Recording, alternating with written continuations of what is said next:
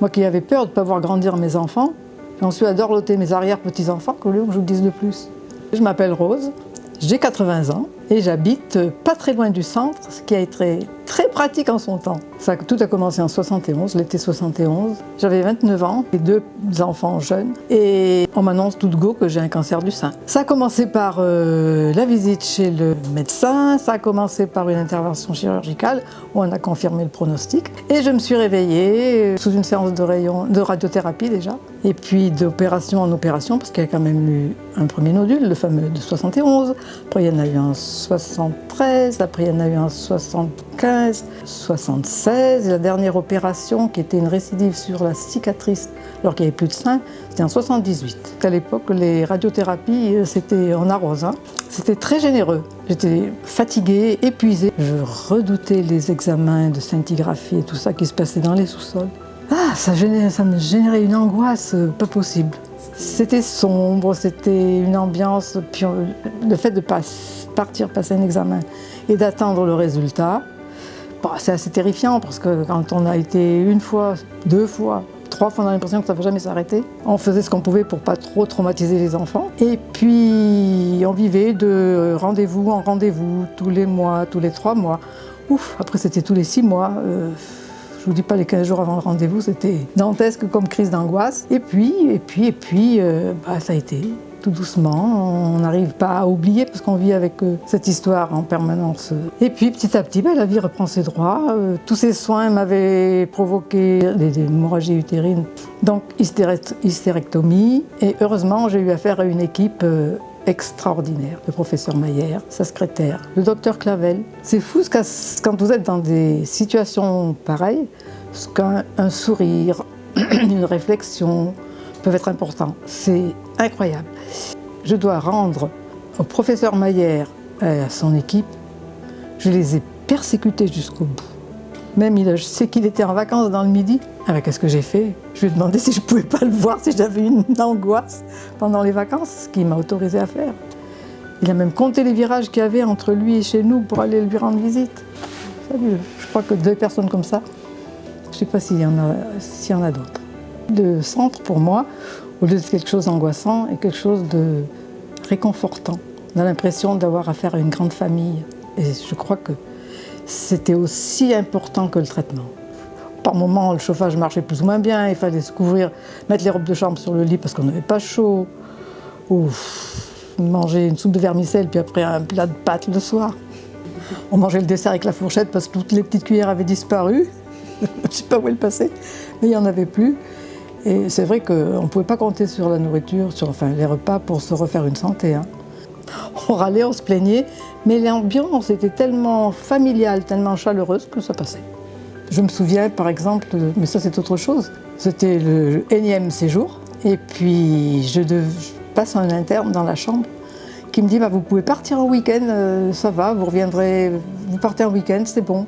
Je commence à rassembler mes affaires, j'étais contente. Mon mari qui partait faire les courses, puisqu'il était sur le trajet, me rend visite. Et puis je lui dis écoute, je rentre ce week-end, tu peux prendre du poisson, c'est bien, on fera ça. Entre-temps, passe le professeur Maillère, qui faisait sa visite, je suppose. Mais qu'est-ce que tu fais? Je dis je prépare mes affaires. Le docteur m'a dit que je pouvais partir en week-end. Il se plante là, l'air vraiment fâché. Il me dit tu remontes dans ton lit, je veux pas que tu sortes. Moi, tout étonné, j'exécute. Je vais le trouver, c'est quoi cette histoire? Tu veux revenir avec une phlébite? C'est quoi? Non, tu restes là, tu sors pas ce week-end. J'étais bien quelque part déçue, je sais pas ce qu'a dû subir l'interne. Je n'ose pas y penser, parce qu'il avait vraiment l'air remonté, en colère. Et repasse mon mari qui me dit ça y est, j'ai acheté le poisson. Je dis écoute, tu le feras cuire comme tu peux, parce que non, je sors pas ce coup-ci. Ou quand je revenais pour des chimios, je rencontrais le professeur Maillère, il me dit oh là là, qu'est-ce que t'es pâle, 2 petites claques. Il me dit mais ça te donnera des couleurs. C'était presque, entre parenthèses quand même, un bon moment. Mais le personnel était tellement chaleureux, tellement sincère, tellement dévoué, que c'était réconfortant quelque part. Puis il y avait d'autres moments heureux aussi, il y avait même un service coiffure, il y avait aussi des cafards. Quand on allait aux toilettes la nuit, les cafards qui se sauvaient, c'était moins joyeux. J'ai été suivie longtemps ici, certes, pour tout ce qui concernait ma pathologie. Et puis, après, j'ai été suivie à l'extérieur en oncologie. Mais ici, un jour, on m'a dit « Oh, vous ne nous intéressez plus, c'est bon. » Je vous décris pas ma joie. Je les aimais bien, mais quand même, le fait de ne plus les intéresser, c'était assez fabuleux. Et puis, je suis revenue il y a peu de temps. Par contre, c'était pour de l'oncogénétique. Et c'était pas du tout pareil. Il n'y avait pas d'examen, pas de choses désagréables.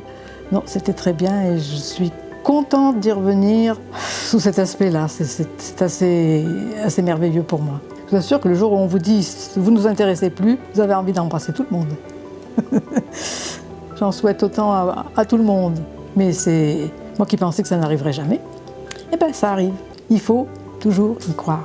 Moi qui avais peur de ne pas voir grandir mes enfants, j'en suis à dorloter mes arrière-petits-enfants qu'au lieu que je vous dise de plus.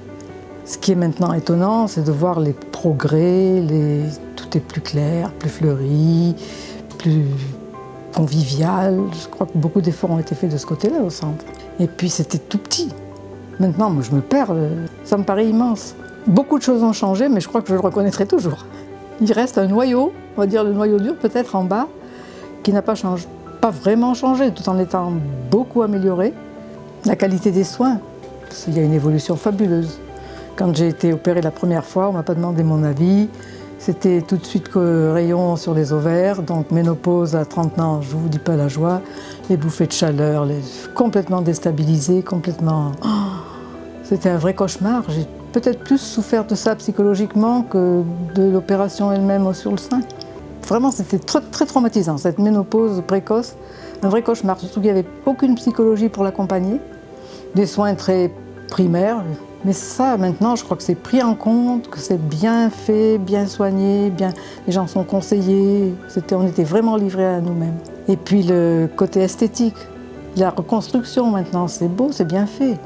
À l'époque, je me souviens être en compagnie d'une jeune femme qui avait fait une reconstruction dans une maison de repos où je passais quelques jours. C'était vraiment pas beau, c'était un non à vous décourager de tenter une opération de ce genre. Parce qu'à l'époque, il n'y avait strictement rien. La psychologie, c'était vraiment un luxe qu'on n'avait pas encore imaginé. Côté psychologique, vraiment, ça n'existait pas. Alors que c'est très important. Franchement, c'est extraordinaire, les progrès des soins, les progrès qui ont été faits. Oh, ça donne du courage et ça donne, certes, pas envie d'être malade. Je n'irai pas jusque-là. Mais de savoir que les soins ont évolué, évoluent, c'est très encourageant.